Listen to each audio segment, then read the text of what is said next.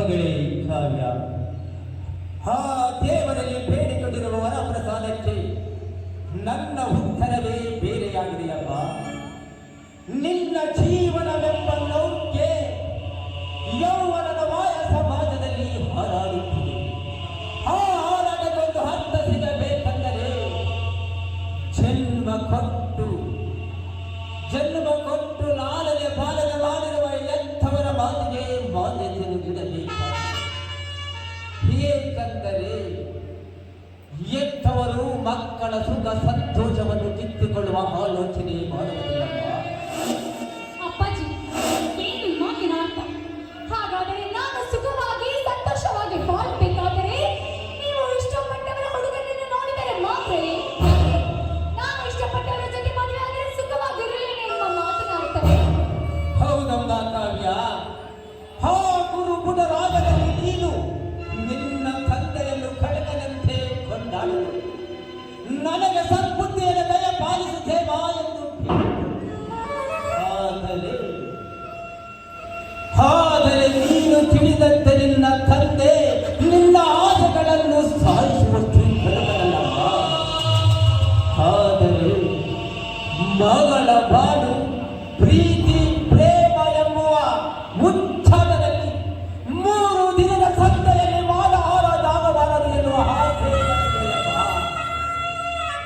ಅಪ್ಪಾಜಿ ನೋಡಿ, ನೀವು ಆಸ್ತಿ ಅಂತಸ್ತು ಗಳಿಸಿದ್ದೀರಾ, ಆದರೆ ನಾನು ಹೃದಯವಂತ ಹುಡುಗನನ್ನು ಮೆಚ್ಚಿದ್ದೇನೆ. ಅಂದ ಮೇಲೆ ನನ್ನ ಹೃದಯವಂತ ಹುಡುಗನಿಗಿಂತ ನಿಮಗೆ ಆಸ್ತಿ ಅಂತಸ್ತು ಹೆಚ್ಚಾದಂತೆ ವರ್ತಿಸುತ್ತಿದ್ದೀರಲ್ಲ, ಹೇಗೆ? ಕಾವ್ಯ, ಸಾಕಷ್ಟು ನಡೆಸಿದೆ, ಮತ್ತಷ್ಟು ಹಣ ಇರುವಂತ ಹುಡುಗನೇ ಬೇಕೆಂದು ಬಯಸುತ್ತಿರುವೆಯಲ್ಲ. ಹಾಗಲು ಬೀರಲು ಬೆವರು ಸುರಿಸಿ ದಿನಕ್ಕೆ 2 ಹೊತ್ತು ಗಂಜಿ ಕುಡಿಸಿದ್ದರೂ ನಾನು ಒಪ್ಪುತ್ತಿದ್ದೆ. ಆದರೆ ಕಲೆ ಸಂಗೀತ ಎಂದು ಮಾಯ ಜಗತ್ತನ್ನೇ ಬೆನ್ನತ್ತಿ ದುಡಿಯಲು ರಕ್ತದಲ್ಲಿ ಶಕ್ತಿ ಇಲ್ಲದ ಸಿನಿಮಾ ಹಾಡ ಮೋನೆಯನ್ನು ಮಾಯ ಜಗತ್ತಲ್ಲೇ ಬೆನ್ನತ್ತಿದವನನ್ನು ನಂಬಿರುವ ನಿನ್ನ ಬದುಕು ಅದೆಲ್ಲಿ ಮಾಯವಾಗುತ್ತಿದೆಯೋ ಎನ್ನುವ ಚಿಂತೆ ನನ್ನಲ್ಲಿ ಕಾಡುತ್ತಿದೆ ಮಗಳೇ. ಅಪ್ಪ ನೋಡಿ, ಎಲ್ಲದಕ್ಕೂ ಕಾಲ ಕೂಡಿ ಬರಬೇಕಲ್ಲವೇ? ನೋಡಿ, ಅವರು ಈಗ ತಾನೇ ಎಷ್ಟೋ ದಿನಗಳ ಪ್ರತಿಫಲವಾಗಿ ಒಂದು ಸಿನಿಮಾ ನಿರ್ದೇಶನ ಮಾಡುವ ಅವಕಾಶ ದೊರಕಿದೆ. ಅವರು ಅದರಲ್ಲಿ ವಿಜೃಂಭಣೆಯಿಂದ ಗೆಲುವನ್ನು ಸಾಧಿಸಿ ನನ್ನನ್ನು ವಿಜೃಂಭಣೆಯಿಂದ ಮದುವೆ ಆಗುತ್ತದೆ ಎನ್ನುವ ಆಸೆ ನನಗಿದೆ.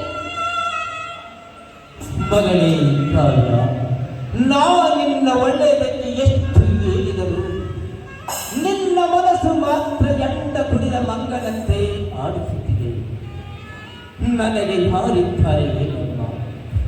2 ಕಣ್ಣುಗಳಂತಿದ್ದ ಅಣ್ಣ ತಂಗಿಯರಲ್ಲಿ ನಿಮ್ಮಣ್ಣ ಕುಡಿದ ದಾಸದಾಗಿ ಹಾಸ್ಟೆಲ್ ಮಾಡಿಕೊಂಡು ತೀರಿಕೊಂಡ. ಈಗ ಕೋಟಿಗಟ್ಟಲ ಆಸ್ತಿಗೆ ನೀನೊಬ್ಬನೇ ಹೊರಟಿಯಮ್ಮ. ನೀನು ಚೆನ್ನಾಗಿದ್ದರೆ ತಾನೇ ನಾನು ನೆಮ್ಮದಿಯಾಗಿರುವುದು. ನನಗಂತೂ ಈ ಆಸ್ತಿಯ ಕಾವಲುಗಾರನಾಗಿ ಸದಾ ನನ್ನ ಒಳ್ಳೆತನವನ್ನೇ ಬಯಸುತ್ತಿರುವ ನನ್ನ ಹೆಂಡತಿಯ ಕಂಬ ನನ್ನ ಜೊತೆಗೆ ನಿನ್ನ ಮದುವೆಯನ್ನು ಮಾಡಬೇಕೆಂದಿರುವುದಲ್ಲ. ಚೆನ್ನಾಗಿ ಆಲೋಚಿಸಿ ಒಳ್ಳೆಯ ನಿರ್ಧಾರಕ್ಕೆ ಬಂದಿದೆ. ಏಕೆಂದರೆ ನೀನು ಮನಸ್ಸು ಮಾಡಿದರೆ ನನ್ನ ಅವಶ್ಯಕತೆ ಇಲ್ಲದೆ ಮದುವೆಯಾಗುವ ಅಧಿಕಾರವೂ ನಿನಗಿದೆ. ಯಾವುದಕ್ಕೂ ದುಡುಕದೆ ಆಲೋಚಿಸಿ ಒಳ್ಳೆಯ ನಿರ್ಧಾರಕ್ಕೆ ಬಾರಪ್ಪ ಕಾವ್ಯ. ಅಪ್ಪಾಜಿ ನೋಡಿ, ಆ ರಾಧನಿಗಿಂತ ಕರುಣ 100 ಪಟ್ಟು ಉತ್ತಮರು. ಅಪ್ಪಾಜಿ, ನೀವೇ ಯೋಚನೆ ಮಾಡಿ, ತಾಯಿಯನ್ನು ಮದುವೆ ಮಾಡಿಕೊಂಡು ಬರುವಾಗ ಆ ಪಾಪಿ ಅಮ್ಮನಿಗೆ ಬೆನ್ನತ್ತಿ ಮನೆಗೆ ಬಂದವರು. ಅಷ್ಟೇ ಅಲ್ಲ, ಯಾವುದೇ ಕೆಲಸ ಕಾರ್ಯಗಳಿಲ್ಲದೆ ಬೇಜವಾಬ್ದಾರಿಯಿಂದ ನಡೆದುಕೊಳ್ಳುತ್ತಿರುವವನು ಆ ರಾಣ. ನಮ್ಮ ದುಡ್ಡಿನಲ್ಲಿ ಮಜಾ ಮಾಡುತ್ತಿದ್ದಾನೆ, ಸಾವಿರಾರು ಹೆಣ್ಣು ಮಕ್ಕಳ ಜೀವನವನ್ನು ಹಾಳು ಮಾಡುತ್ತಿದ್ದಾನೆ. ಅವನಿಗಿಂತಲೂ ನನ್ನ ಕರುಣ ಎಷ್ಟು ಉತ್ತಮರು.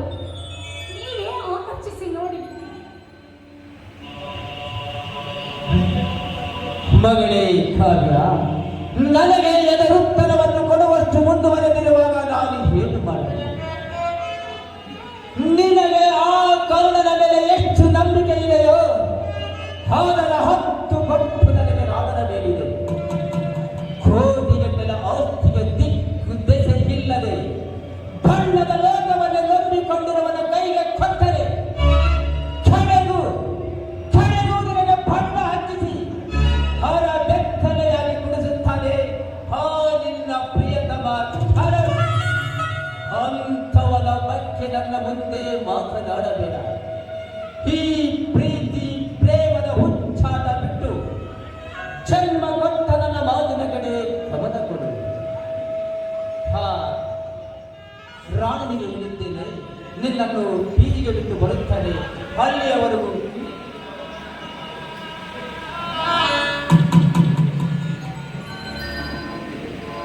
ಛೇ, ನಮ್ಮ ಅಪ್ಪನಿಗೆ ಹೇಗೆ ಹೇಳಬೇಕು ನನಗೆ ಗೊತ್ತು ತಿಳಿಯುತ್ತಿಲ್ಲ.